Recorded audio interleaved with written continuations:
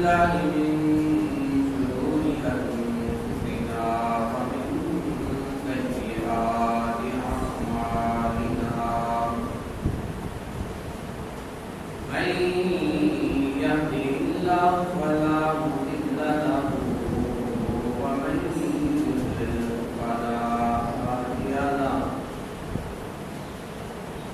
وأشهد أن لا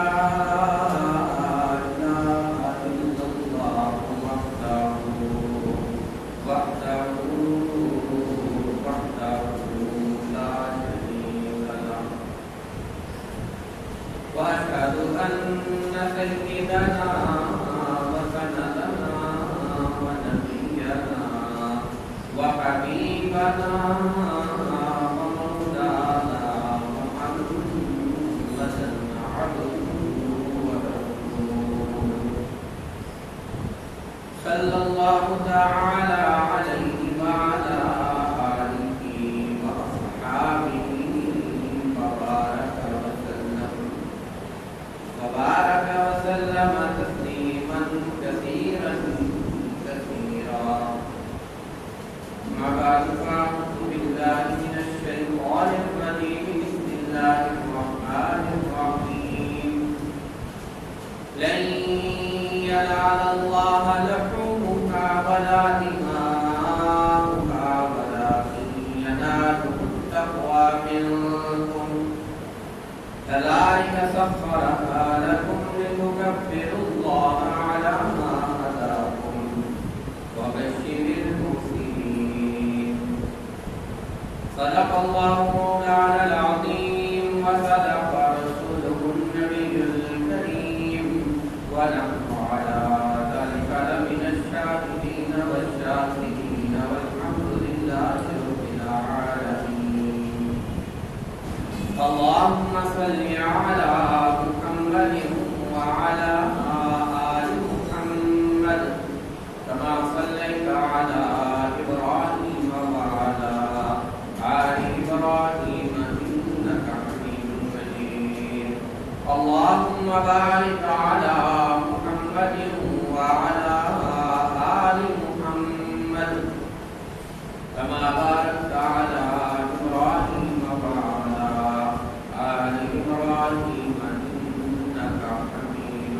مجيد. سبحانك لا علم لنا إلا ما علمتنا إنك أنت العليم الحكيم. میرے عزیز سامعین اکرام،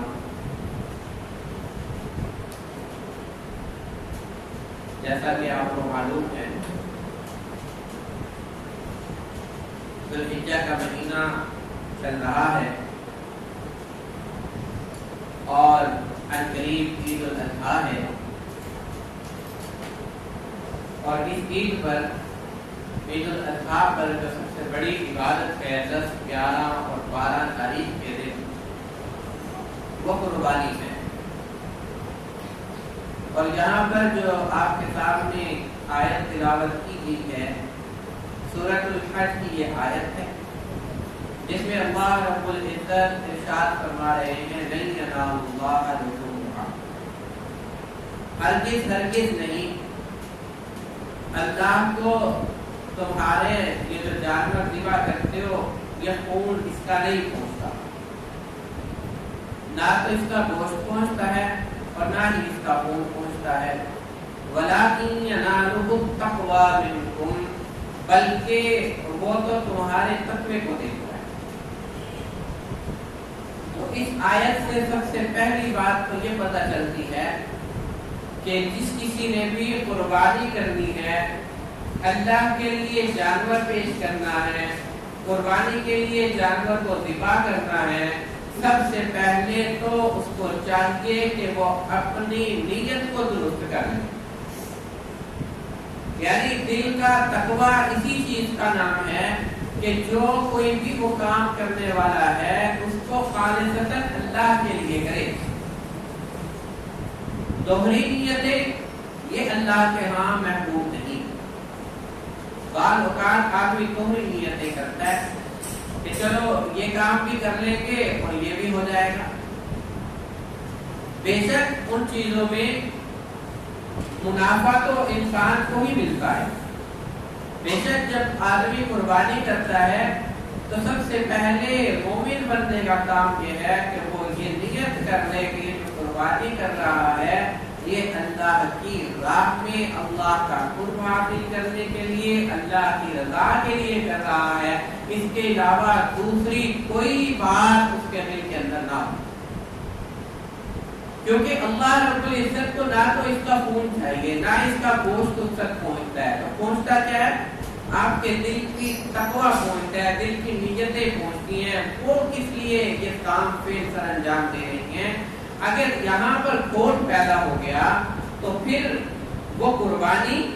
اس کی قابل قبول نہیں ہے، اللہ کے ہاں وہ قربانی قبول نہیں ہو. اور یہ قربانی ایک ایسی عبادت ہے جو ان 3 دنوں کے علاوہ کسی دن بھی نہیں کی جا سکتی. یہی پورے سال کے اندر 3 دن. اور پچھلی امتوں پر کیا ہوتا تھا کہ وہ جس وقت چاہے قربانی پیش کر سکتے تھے، جب چاہے قربانی پیش کرتے، لیکن جب وہ قربانی پیش کرتے تھے تو پھر آسمان سے آگ آتی تھی اور وہ اس سامان کو یا کچھ بھی پیش کیا جاتا تھا اس کو چلا دیتی تھی. تو وہ قربانی کا گوشت یا کوئی بھی مال وہ پھر بعد میں اس کے استعمال کے قابل نہیں رہتا تھا. یہاں پر اس امت کے لیے اللہ نے معاملے کو الٹ فرما دیا، مختلف فرما دیا. پہلے تو فرمایا کہ قربانی ان 3 دنوں کے علاوہ کسی دن نہیں، اور پھر قربانی میں جانوروں کو ذبح کرنا. اور جب ان جانوروں کو ذبح کیا جائے گا تو پھر یہ جانور جب ذبح کر دیے تو اب قربانی ہو گئی. اب قربانی کے بعد اب یہ قربانی کا گوشت اللہ رب العزت نے اس امت کے لیے حلال کر دیا. اور کیا ہی زبردست بات کرتے ہیں علماء فقہاء مفسرین. وہ کہتے ہیں کہ دیکھو جو بادشاہ ہوتا ہے، جب آپ بادشاہ کے پاس کوئی تحفہ لے کر کے جاتے ہیں تو بادشاہ تو پہلے سے ہی ایک امیر ترین انسان ہے. تو جب اس کے پاس تحفہ لے کر کے جایا جاتا ہے تو پرانے وقتوں کی روایت تھی تو بادشاہ اس تحفے پر ہاتھ رکھ دیا کرتا تھا اور پھر کہتا تھا کہ یہ تم ہی رکھ. تو اللہ رب العزت کو ہم یہ تحفے جو پیش کرتے ہیں تو یہ تحفہ جس وقت ہم نے تکبیر پڑھی بسم اللہ اللہ اکبر، اس خون کے قطرے کے زمین پر گرنے سے پہلے اللہ نے آپ کی قربانی کو قبول کر لیا. اب یہ جو گوشت ہے اس کے لیے فرمایا کہ اب یہ اللہ کی طرف سے تمہاری دعوت ہے، اب اس کو کھایا جائے اور مزے مزے سے کھایا جائے. اور ایک حکم آپ صلی اللہ علیہ وآلہ وسلم نے یہ فرمایا کہ قربانی کے دن جب کھانا کھانے قربانی کا گوشت قربانی کرنے سے پہلے جب قربانی کے گوشت جب پک جائے تو پھر کھانا کھایا جائے. یہ مستحب ہے، یہ سنت عمل ہے کہ جب قربانی کا گوشت تیار ہو جائے پک جائے تو پھر اسی سے کھانا کھایا جائے، اس سے پہلے کچھ نہ کھایا جائے. تو مطلب یہ کہ آج اللہ کی طرف سے دعوت ہے، اللہ نے تمہاری دعوت کی ہوئی ہے. اور پھر اگر آپ پہلے سے اپنے آپ کو کھانا کھا کر کے پیٹ کو فل کر لیں گے تو جب مہمان کے دسترخوان پر آئیں گے تو پہلے سے جب پیٹ فل ہوگا تو پھر اس مہمان نوازی صحیح نہیں ہوگی. جیسے دنیا کے اندر اگر آپ کی کہیں پر دعوت ہو تو کیا کرتے ہیں کہ اس سے پہلے کچھ نہیں کھایا جاتا کہ آج وہاں پر دعوت ہے. تو یہ قربانی بڑی عجیب اور عظیم عبادت ہے جو کہ اللہ رب العزت نے اس امت پر واجب قرار دی ہے. اور اس سے پہلے ایک چیز جو سب سے زیادہ ضروری ہے اور اسی آیت میں اللہ رب العزت نے ذکر فرمایا لِتُكَبِّرُوا اللَّهَ، اللہ کی بڑائی بیان کرو، اللہ کی جو بڑائی ہے اس کو زور و شور کے ساتھ بیان کرو. اور وہ بڑائی کیا ہے؟ یہاں پر علماء فرماتے ہیں کہ بڑائی ہے تکبیرات تشریق. تکبیرات تشریق یہ 9 ذی الحجہ کی فجر سے شروع ہوتی ہیں، یوم عرفہ کی فجر سے شروع ہو جاتی ہیں. ہر نماز کے بعد، فرض نماز کے بعد سلام پھیرتے ہی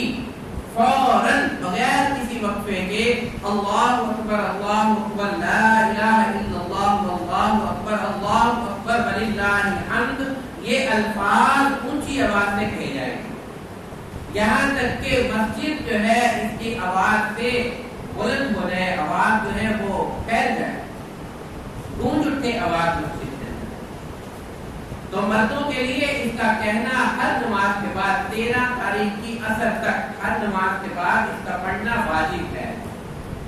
جب جماعت کے ساتھ ہوگا تو بھی واجب، مرد اکیلے نماز پڑھ رہا ہے، قضا نماز پڑھ رہے ہیں دنوں میں، تو ہر نماز کے بعد مرد پر اونچی آواز سے پڑھنا یہ واجب ہے، اور مسافر پر واجب نہیں ہے۔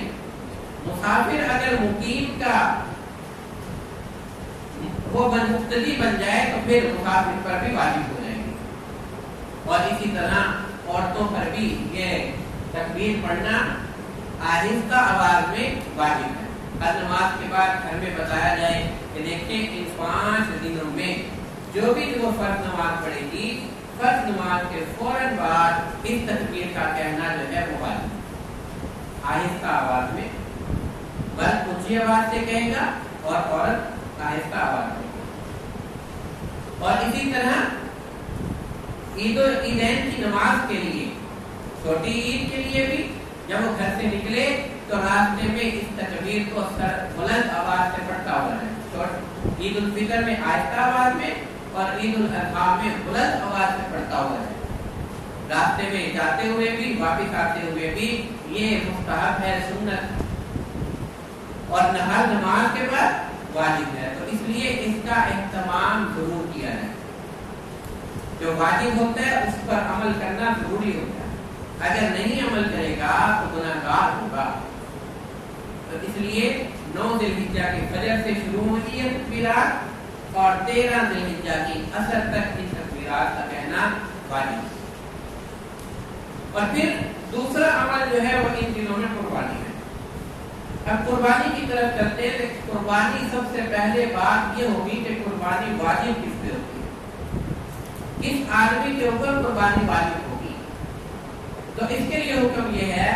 کہ جس کے پاس ان دنوں میں 52.5 تولہ چاندی کی قیمت اس سے کی ضروریات سے زائد آ جائے، 52.5 تولہ چاندی کی قیمت ان دنوں میں اس کے پاس آ جائے تو اس پر قربانی واجب ہے، اس کی ضروریات سے زائد ہو۔ اگر اس نے کسی کا قرض ادا کرنا ہے تو وہ بھی اس میں سے نکال دے، اور اس کے جو خرچ ہے اس کو بھی اس میں سے نکال دے، اور اس کے بعد جب اس کے پاس 52.5 تولہ چاندی کی قیمت بچ جائے تو پھر اس پر وہ قربانی کرے۔ اور یہ آج کے دور میں تقریباً 70 سے 80 ہزار روپے بنتے ہیں، جس کے بعد اتنی رقم اضافی ہوگی وہ اس پر بھی کیا کرے گا، قربانی اس پر واجب ہوگی۔ اگر یہ قربانی نہیں کرے گا تو گناہگار ہوگا۔ اور گھر کے اندر مختلف افراد ہیں، جس کسی کے جو بھی مالدار ہے ہر ایک پر قربانی واجب ہے، جس کے پاس بھی اتنی مالیت ہے تو وہ اس کے اوپر قربانی واجب ہوگی، قربانی کرے گا۔ اگر گھر میں بچوں کے پاس الگ ہے، والد کے پاس الگ ہے، والد الگ سے وہ جو ہے نصاب کا مالک ہے، تو بچے الگ سے نصاب کے مالک ہیں، بچیوں کے پاس لیبر ہوتا ہے، اگر وہ بالغ ہیں تو ان پر بھی قربانی واجب ہے۔ تو اس لیے ابھی سے اس کو گھر میں دیکھ لیا جائے، اپنے گھر کی طرف نظر دوڑائی جائے کہ کون کون قربانی جس پر واجب ہو رہی ہے وہ اس قربانی کا اہتمام کرے، اگر نہیں کرے گا تو گنہگار ہوگا۔ بعض اوقات لوگ یہ سمجھ لیتے ہیں کہ بس یہ قربانی جو ہے گھر کا سربراہ کر دے تو بس قربانی ہو گئی، سب کی طرف سے ہو گئی، حالانکہ گھر کے اندر سارے افراد جو ہیں وہ نصاب کے مالک ہوتے ہیں۔ اگر سب افراد نصاب کے مالک ہیں تو سب نے قربانی کرنی، ایک قربانی پہ کافی نہیں ہوگی۔ اور وہ جو مسئلہ ہے کہ صرف گھر کا سربراہ قربانی کر لے تو قربانی ہو جائے گی، اس کی صورت یہ ہے کہ اگر گھر کا اخراجات جو خرچ ہیں وہ سارے کے سارے ایک جگہ پر ہوتے ہیں، یکجا ہیں، ایک سربراہ کو آپ سارے بیٹے جو ہیں وہ سارا جو خرچ ہے وہ اپنے باپ کے ہاتھ میں پکڑاتے ہیں، اور پھر باپ جو ہے وہ کرتا ہے، خرچ کرتا ہے، تو پھر اس کے بعد اگر وہ رقم اتنی ہی بچتی ہے گھر کے اندر اور باقی کوئی بھی صاحب نصاب نہیں ہے، صرف سربراہ ہی صاحب نصاب ہے، تو پھر وہ ایک قربانی کریں گے، وگرنہ وہ سب کے سب جس کے پاس جو صاحب نصاب ہے، جس کے پاس 70 سے 80 ہزار اپنی ضرورت سے زائد ان تینوں کے اندر موجود ہیں، اس کے اوپر قربانی واجب ہے۔ زکات جو ہوتی ہے وہ سال تک مال پڑا رہے تو پھر اس پر زکات آتی ہے، اور لیکن یہاں پر معاملہ جو ہے تھوڑا سا مختلف ہے۔ چاہے کوئی آدمی غریب ہے، بالکل غریب ہے، اس کے پاس کوئی پیسہ نہیں ہے، 9 ذی الحجہ تک اس کے پاس کوئی رقم نہیں، لیکن 10 ذی الحجہ کو اس کے پاس رقم آ گئی، یا 13 ذی الحجہ کو رقم آ گئی، اتنی رقم آ گئی کہ اس نے اپنے گھر کا خرچہ بھی پورا کر لیا، اور اس کے بعد اس نے جو قرض دینا تھا وہ قرض بھی ادا کر لیا، اور اب اس کے پاس ضرورت سے زائد اتنی رقم ہے کہ وہ 52.5 تولہ چاندی کی قیمت بنتی ہے، تو اب اس کے اوپر بھی قربانی واجب ہے۔ قربانی کے واجب ہونے کے مختلف صورتیں ہیں، ہر انسان کی مختلف صورت ہے، تو وہ اپنے سوال جب وہ کرے گا تو اس کے مطابق پھر اس کو جواب مل جائے گا۔ بہت سارے مسائل ہیں، تو اس کو یہ تو سیدھا جو مین جو مسائل ہیں وہ آپ کے سامنے عرض کیے جا رہے ہیں۔ اسی طرح کسی کے پاس ایک گاڑی اپنی ضرورت کی ہے اور ایک گاڑی ضرورت سے زائد کھڑی ہوئی ہے، تو اس پر بھی قربانی واجب ہے۔ اسی طرح کسی کے پاس آج کل گھر میں ٹیلی ویژن ہے، اور وہ ٹیلی ویژن چاہے تو وہ زکات جو آتی ہے وہ نامی مال پر آتی ہے، ایسا مال جو بڑھتا ہے، جس کی قیمت بڑھتی ہے، جیسے سونا، چاندی، روپیہ، پیسہ، مال، مویشی، یہ اگر رکھے جائیں تو ان کی بڑھوتری ہوتی ہے، مال میں اضافہ ہوتا ہے، تو ان پر تو زکات ہے، ٹھیک ہے، لیکن کوئی ایسا مال تو زکات اس پر آ جاتی ہے، لیکن قربانی ایسے مال پر بھی آئے گی جو بے نامی نہیں ہے بلکہ وہ بڑھتا نہیں، جیسے ٹیلی ویژن ہو گیا، ایسی جو خرافات کی چیزیں گھر میں پڑی ہوئی ہیں اور ان کی قیمت کو دیکھا جائے اور وہ قیمت 52.5 تولہ چاندی کی قیمت کو پہنچتا ہے، تو پھر اس پر بھی قربانی واجب ہوگی، کیونکہ اس نے ایک ضرورت سے زائد چیز رکھی ہوئی ہے۔ بے شک اب اس خرافات کو بیچ کر کے اس کو یہ قربانی کرنی پڑے تو وہ قربانی کرے، تو یہ قربانی کے واجب ہونے کی صورت ہے۔ اور ایک بات صورت جو ہے وہ یہ پیش آتی ہے کہ مکان ہے کسی کے پاس، ایک میں وہ خود رہتا ہے اور ایک مکان ایسا ہے کہ جو کہ اس نے کرائے پر دیا ہوا ہے، اس کی صورت یہ ہے کہ اس مکان کا کرایہ آتا ہے، اور اگر تو گزر بسر اسی مکان کا کرایہ ہے تو پھر تو قربانی واجب نہیں ہوگی، اور اگر اس مکان کا کرایہ اس کی ضروریات سے زیادہ ہے تو پھر اس پر قربانی واجب ہوگی۔ اور قربانی کن جانوروں کی ہوتی ہے؟ قربانی کن جانوروں کی جا سکتی ہے؟ وہ یہ 10 جانور ہیں، بھیڑ یہ دونوں مذکر مؤنث، اس طرح بکرا، بکری، اور اس طرح بیل، گائے، بھینس، بھینسا، اونٹ، اونٹنی، ان سارے جانوروں کی قربانی جو ہے ہو جائے، اور ان کی عمریں بھی ہیں۔ جو بھیڑ ہے، اور آپ صلی اللہ علیہ وآلہ وسلم ہر سال قربانی کیا کرتے تھے، اور حدیث میں جو الفاظ آئے ہیں قبشین، کہ آپ صلی اللہ علیہ وسلم حضرت عائشہ رضی اللہ تعالیٰ عنہ جو بیان کرتی ہیں اور حضرت ابو ہریرہ رضی اللہ تعالیٰ عنہ جو بیان کرتے ہیں، وہ کہتے ہیں کہ آپ صلی اللہ علیہ وسلم قربانی کرتے تھے قبشین، 2 بڑے مینڈے لیا کرتے، عظیمین، بڑے موٹے تازے اکرمین، سینگوں والے جانور ہوا کرتے تھے، اور تندرست اور توانا، اور آپ صلی اللہ علیہ وآلہ وسلم قربانی کرتے تھے۔ ایک جانور کی قربانی کی تو آپ صلی اللہ علیہ وآلہ وسلم نے فرمایا کہ یہ ہر اس آدمی کے لیے ہے جس نے یہ گواہی دی ہے، اللہ پر ایمان لایا ہے، اللہ کی توحید پر ایمان لایا ہے، اس کے لیے اور اس آدمی کے لیے کہ جو یہ گواہی دے گا کہ آپ صلی اللہ علیہ وآلہ وسلم نے اللہ کا پیغام ان تک پہنچا دیا، جو یہ گواہی دے گا اس کے لیے قربانی۔ اور پھر دوسرا جانور ذبح کیا، اس پر آپ صلی اللہ علیہ وسلم نے فرمایا کہ یہ محمد صلی اللہ علیہ وسلم کی طرف سے اور آل محمد اور محمد صلی اللہ علیہ وسلم کے اہل و عیال کی طرف سے، اور آپ صلی اللہ علیہ وآلہ وسلم کی قربانی کے کیا کہنے جو انہوں نے اس محمد کی طرف سے کر دی۔ انسان اپنی قربانی جو واجب قربانی ہے اس کا ثواب جو اس نے اپنے پیسوں سے خریدی ہے اس کا ثواب اس قربانی کو نہیں پہنچ سکتا جو آپ صلی اللہ علیہ وآلہ وسلم نے اس امت کے لیے قربانی کی، بہت ہی ثواب زیادہ ہے۔ تو انسان چاہے ساری زندگی قربانیاں کرتا رہے، لیکن جو آپ صلی اللہ علیہ وآلہ وسلم نے اس امت کے لیے وہ اخلاص، وہ رقم، وہ ساری کی ساری چیزیں جو آپ صلی اللہ علیہ وآلہ وسلم کے پاس تھی، اس امتی کے پاس نہیں ہو سکتی، تو اس قربانی کا ثواب بہت زیادہ ہے۔ اور ہمارے جو بڑے حضرات ہیں اشرف علی تھانوی رحمۃ اللہ علیہ اور دیگر حضرات جو ہیں وہ ہر مرتبہ دو قربانیاں کیا کرتے تھے، ایک آپ صلی اللہ علیہ وآلہ وسلم کی طرف سے اور ایک اپنی طرف سے۔ اور وہ کہتے تھے کہ جب ہم اپنی طرف سے قربانی کرتے ہیں اور آپ صلی اللہ علیہ وآلہ وسلم نے اس امت پر ہم پر اتنی مہربانی کی کہ ہمیں یاد رکھا، تو ہم امتی آپ صلی اللہ علیہ وآلہ وسلم کو کیوں نہ یاد رکھیں؟ تو اس لیے جس کسی کو بھی اللہ رب العزت نے اس مال دیا ہے، استطاعت دی ہے، تو اس کو چاہیے کہ وہ آپ صلی اللہ علیہ وآلہ وسلم کی طرف سے بھی قربانی کرے۔ تو یہ بہت بڑا ثواب کا کام۔ پھر اس کے بعد اپنے والدین کی طرف سے، اپنے گزرے ہوئے والدین کی طرف سے یہ قربانی کی جاتی ہے۔ تو بات چل رہی تھی کہ 10 جانور جو ہیں وہ قربانی میں پیش کیے جا سکتے ہیں۔ اس میں بھیڑ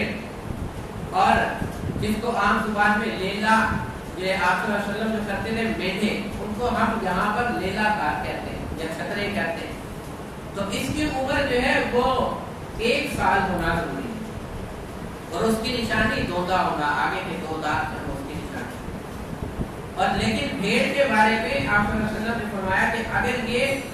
6 ماہ کا ہو لیکن موٹا تازہ اتنا ہو کہ اگر سال کے جانوروں میں چھوڑ دیا جائے اور اس میں اور اس میں فرق نہ نظر آئے تو پھر اس کی قربانی جائز ہے، لیکن یہاں پر وہ ہر ایک کی جب آپ خریدنے جاتے ہیں تو وہ سب کو کہتے ہیں تو 6 مہینے کا بھی لگ جاتا ہے،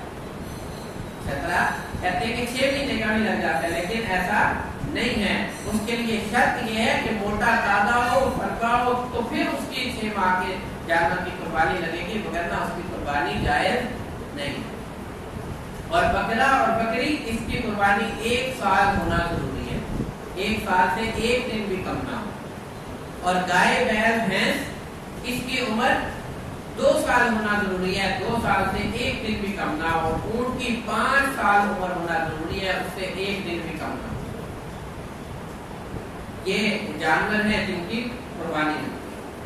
اور پھر ان کو ذبح کرنے کے بعد پھر ان کے گوشت کے مسائل ہیں اور دیگر مسائل ہیں، انشاءاللہ اگر پھر موقع ملا اس کو بیان کریں گے۔ اللہ تعالی ہمیں عمل کی توفیق عطا فرمائے۔ وآخر دعوانا ان الحمد للہ۔